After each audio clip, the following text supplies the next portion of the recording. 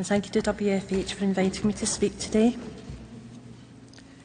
So my name is Nancy Brodie.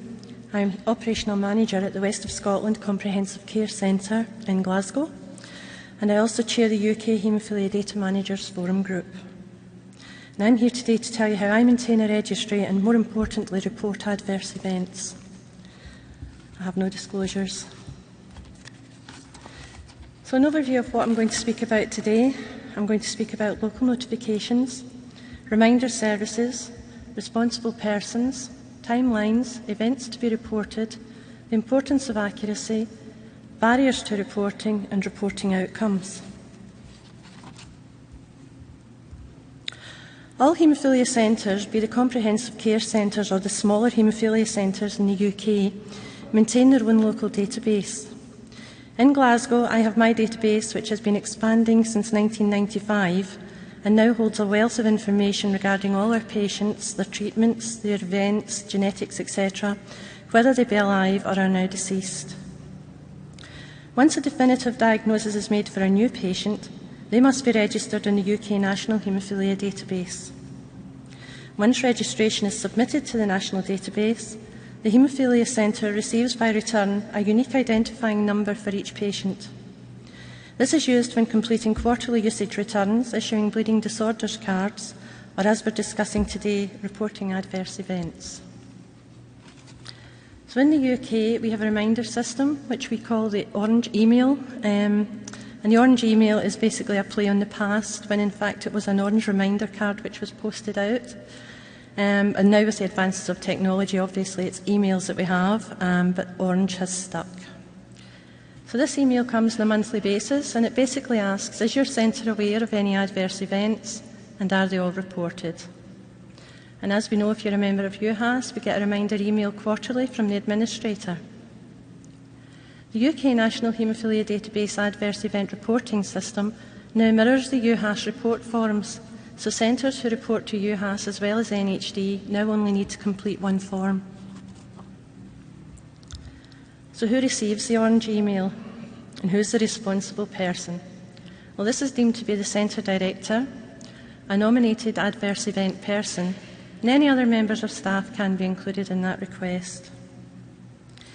And when you get the request in to ask if you have had any adverse events, and you have answered yes, and that you are aware you have, but if you haven't submitted them, then the NHD staff will follow you up until your submissions go in.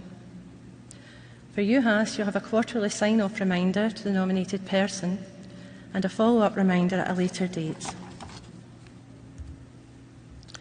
The timelines for reporting in the UK National Haemophilia Database should be within 2 weeks of the event occurring, and for UHAS quarterly.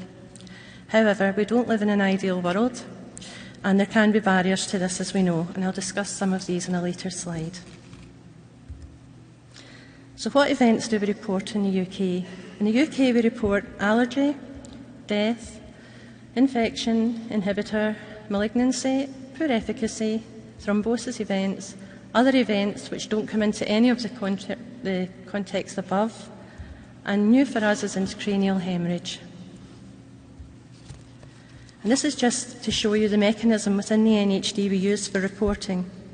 We click on the appropriate box and the report form is opened up. These reports can be printed off, enabling medical and nursing staff to complete and/or check for accuracy. Each event to be reported in the National Haemophilia Database requires some mandatory patient information. We have the NHD number, which is a unique number I referred to earlier. We have the event date, we have the baseline factor level and the units, and obviously we have the NHS or CHI number. And these numbers are unique to each patient, and they're issued nationally when a patient registers with a National Health Service in the UK. So let's now look at what else is required to be reported for these events. Some of these slides you will see the word list in brackets. This is just for information purposes, as time doesn't allow me to expand on each one. On the electronic version of these reports within the NHD, these are drop-down boxes with a list of options to choose from. But if you are interested in the contents of any of these boxes, please get in touch with me after the session. So for an allergy event, we would look at the type of acute event. We'd have to report the infusion information over the previous 3 months, any additional blood products which were administered, the time between the dose and the event, the lifetime exposure days. We have to report if this has happened previously, and if yes, we have to give details. We then have to report the outcome, and we also have to report the relationship to concentrate. We have to say if it's definite, probable, possible, unlikely, or unrelated. For a death event, we report the cause of death, if this was confirmed by autopsy. Was there an inhibitor present at the time of death? We have to report on the patient's virology status and give any additional comments which are relevant to the report.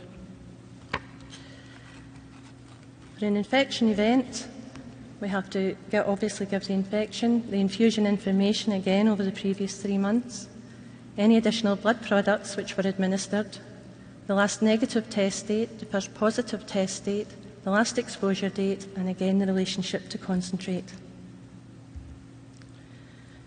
For inhibitor events, and I would ask you please to bear with me because this goes over 3 slides owing to the amount of information that is required to be completed. So we give the patient information, the reporting consultant details, and then we have to report on any relatives with inhibitors and give details of these. We then go into the inhibitor test details and we give the reason for the test and if this was the first inhibitor ever.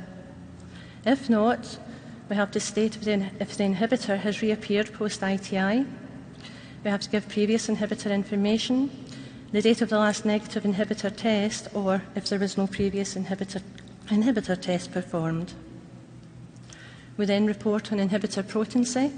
So for anti-human, we give the first and second positive levels and dates, the peak inhibitor titer and date, the assay used, and a normal range for the laboratory, which must be less than or equal to 1. For anti-porcine, we give the first positive level and date, the peak inhibitor titer, details of changes in the baseline factor 8 and 9, changes in the bleeding pattern, treatment before the inhibitor developed, and any additional blood products that were administered. We also have to estimate the time interval between the first replacement and the development of the inhibitor, the total lifetime exposure days to any factor 8 and 9 concentrate, and then give some factor replacement details over the previous 2 years. So we have the from and to dates, the product, the units, and the comments. We look at concomitant events, and we have the from and to dates and some comments. For a malignancy event, we have to give the malignancy diagnosis. We have to state if the patient has undergone radioactive synovectomy. We have to state in the last 10 years if the patient received plasma-derived concentrate, FFP or cryo, a recombinant concentrate, both of these or none of them. We also have to report on the patient's virology status and give any additional comments. A poor efficacy event, we give the event date, the diagnosis, the factor level, type, value and units, and then we have to give a description of what happened and why this is thought to be unexpectedly poor efficacy. And we also have to state the name of the concentrate.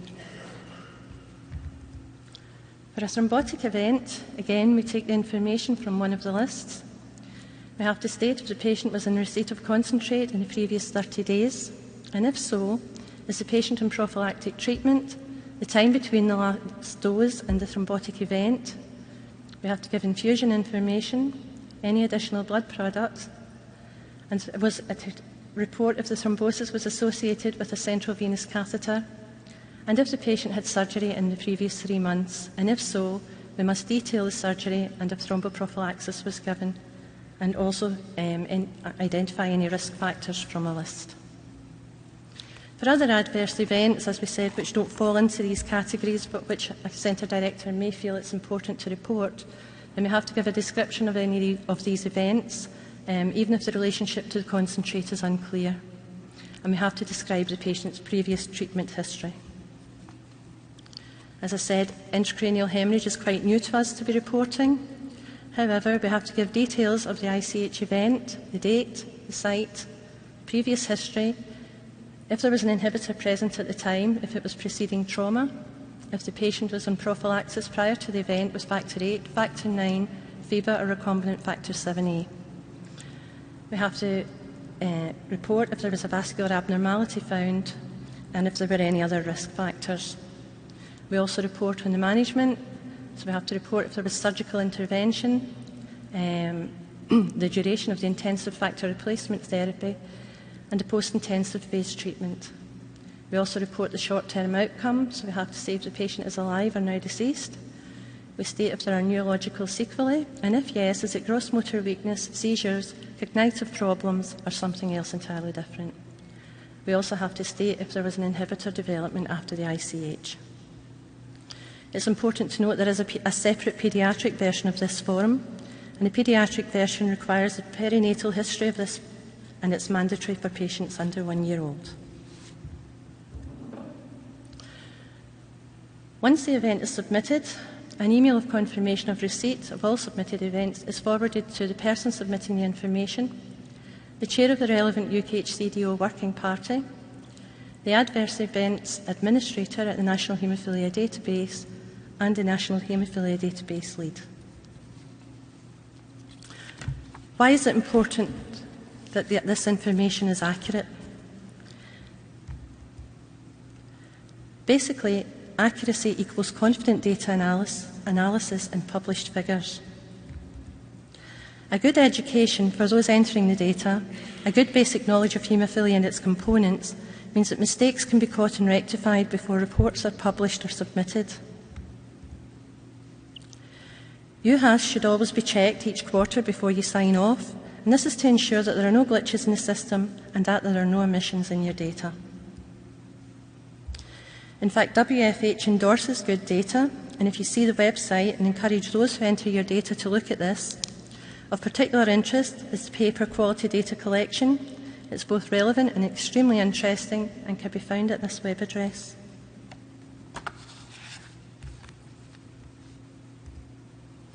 I spoke earlier about barriers to reporting, and I'll go back again to data managers' lack of knowledge. One event at your centre may mean nothing to the person entering the data. However, as we know, added to the events reported by other centres, they can mean a lot, and it can have consequences depending on the type of report. I like to refer to this as the power of numbers, and I'll expand on this shortly. Here, though, however, this shows how a lack of knowledge can be a barrier to reporting. A late notification of events from general practitioners and other haemophilia centres, particularly of death events, can be another barrier. Understandably, families forget to inform centres following death events, and often, certainly in our centre, it's when an appointment is sent to the patient to attend clinic that we receive notification of this. A lack of or late notification by patients and carers is another barrier, and quite a big barrier for us. And I think it's important that we ensure that patients are educated on what to report and that they understand the significance and the importance of reporting an event. So what happens to the reported events? They're reported, as I said, directly to the appropriate UKHCDO working party. They can be reported to pharmaceutical industry where and when necessary. And both UHAS and UKHCDO report these figures in their annual reports, another reason why they should be accurate. This is just an excerpt from the annual report of UKHCDO in 2014-15, just showing you how the events are reported in that report.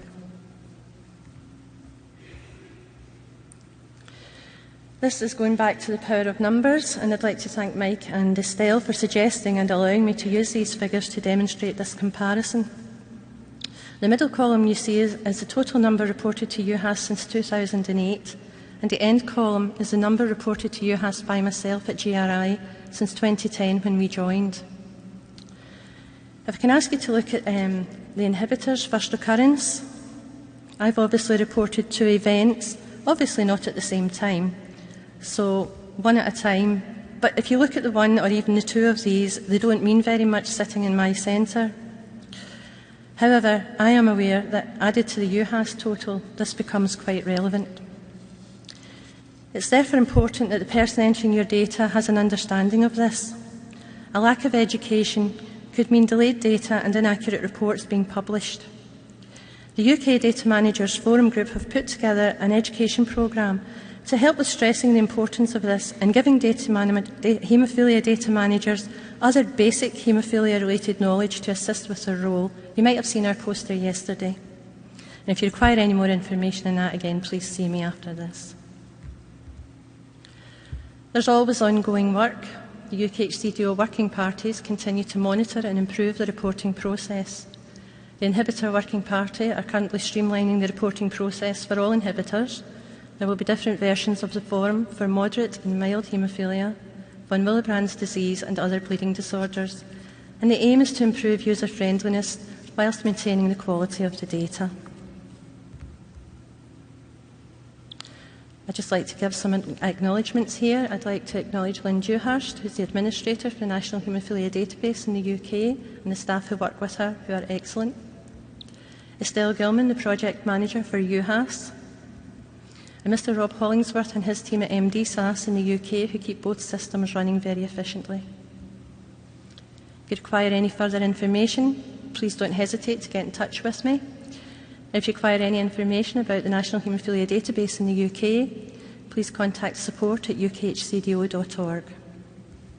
And finally, the World Federation of Haemophilia is coming to Glasgow in 2018, and I'd just like to extend a warm welcome to everyone, and we hope to see you all there. Thank you.